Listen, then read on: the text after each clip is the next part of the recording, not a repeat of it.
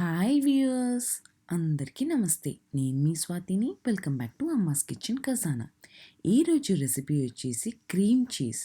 First ఒక bowl తీసుకొని అందులోకి ఒక టేబుల్ స్పూన్ వాటర్ యాడ్ చేసుకోవాలి. ఈ వాటర్ యాడ్ చేయడం వల్ల బెనిఫిట్ ఏంటంటే పాలు మరిగించేటప్పుడు అడుగున అతుక్కోకుండా ఉంటుంది. తర్వాత ఇందులోకి 2 packets full fat milk add చేసుకోవాలి. ఈ ఫుల్ ఫ్యాట్ మిల్క్ వచ్చేసి 6% ఫుల్ ఫ్యాట్ మిల్క్ ఉన్నది యాడ్ చేసుకుంటే మనకి చీజ్ కంటెంట్ అనేది థిక్గా క్రీమీగా వస్తుంది. పాలు మీడియం ఫ్లేమ్ లో మరిగిస్తూ ఉండగా అప్పుడప్పుడు మిక్స్ చేస్తూ ఉంటే మీగడ ఫామ్ అవ్వకుండా ఉంటుంది, అలాగే అడుగున అతుక్కోకుండా కూడా ఉంటుంది.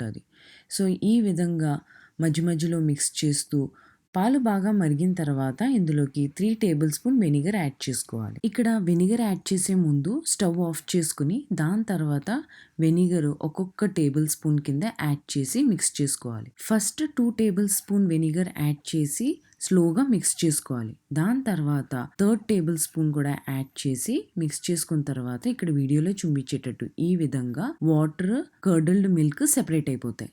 సో ఈ విధంగా కంప్లీట్గా సెపరేట్ అయిపోయిన తర్వాత ఒక బౌల్, దానిపైన ఒక స్ట్రెయినర్, అలాగే ఒక నీట్ క్లాత్ వేసుకుని ట్రైన్ చేసుకోవాలి ఎక్సెస్ వాటర్ అంతా. ఇది ఈ విధంగా సెపరేట్ చేసుకునేటప్పుడు చాలా జాగ్రత్తగా ఉండాలి, వాటర్ వేడిగా ఉంటుంది. సో వన్స్ సెపరేట్ అయిపోయిన తర్వాత దీన్ని నీట్గా ఒకసారి వాష్ చేసుకోవాలి. ఎందుకు వాష్ చేసుకోవాలి అంటే లైట్గా వెనిగర్ టేస్ట్ పోవడానికి. మరి ఎక్కువగా వాష్ చేయక్కర్లేదు, జస్ట్ ఒక 1/2 లీటర్ వాటర్తో వాష్ చేసేసుకుంటే సరిపోతుంది. కంప్లీట్ వాషింగ్ అంతా అయిపోయిన తర్వాత ఈ కర్డల్డ్ మిల్క్ ఒకసారి దగ్గర చేసుకొని ఈ విధంగా లైట్గా స్క్వీజ్ చేసుకోవాలి. మరి ఎక్కువగా స్క్వీజ్ చేసుకోకూడదు, లైట్గా స్క్వీజ్ చేస్తే సరిపోతుంది. ఆ ఎక్సెస్ ఉన్న వాటర్ అంతా డ్రైన్ అయిపోవడానికి మాత్రం స్క్వీజ్ చేసుకుంటే సరిపోతుంది. తర్వాత మిక్సీ జార్ తీసుకొని ఇందులోకి స్క్వీజ్ చేసుకున్న ఈ పన్నీర్ ఇందులోకి వేసుకున్న తర్వాత ఒక 3 టేబుల్ స్పూన్ డ్రైన్ చేసిన పన్నీర్ వాటర్ ఇందులోకి యాడ్ చేసుకుని ఒకసారి దీన్ని క్రష్ చేసుకోవాలి. ఈ విధంగా క్రష్ చేసుకున్న తర్వాత పల్స్ మోడ్లో దీన్ని ఒకసారి స్మూత్ పేస్ట్ కింద గ్రైండ్ చేసుకోవాలి. దాని తర్వాత ఇంకా కావాలి అంటే ఒక table spoon additional paneer water కూడా యాడ్ చేసుకుని స్మూత్ పేస్ట్ కింద తయారు చేసుకోవాలి.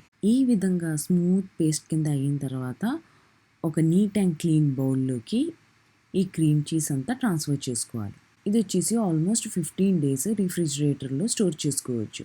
ఈ ఇంగ్రీడియంట్ వచ్చేసి చాలా రెసిపీస్లో ప్రిపేర్ చేసుకోవచ్చు, like cheese cake, pastry cake. So ఇది ఇంట్లోనే ఎంత సింపుల్గా ప్రిపేర్ చేసుకోవచ్చో చూసారు కదా. దీన్ని ఒక ఫాయిల్ పేపర్తో ఈ విధంగా క్లోజ్ చేసుకుని యూస్ చేసుకుంటే స్టోరేజ్ బాగుంటుంది అండ్ క్వాలిటీ కూడా బాగుంటుంది. సో మీకు ఈ రెసిపీ నచ్చినట్లయితే లైక్, షేర్ అండ్ ఇంకా సబ్స్క్రైబ్ చేయలేదు అంటే సబ్స్క్రైబ్ చేసి పక్కన ఉన్న బెల్ ఐకాన్ మీద క్లిక్ చేస్తే నా అప్డేటింగ్ వీడియోస్ అన్నీ మీకు అప్డేట్లో ఉంటాయి. Enjoy the day.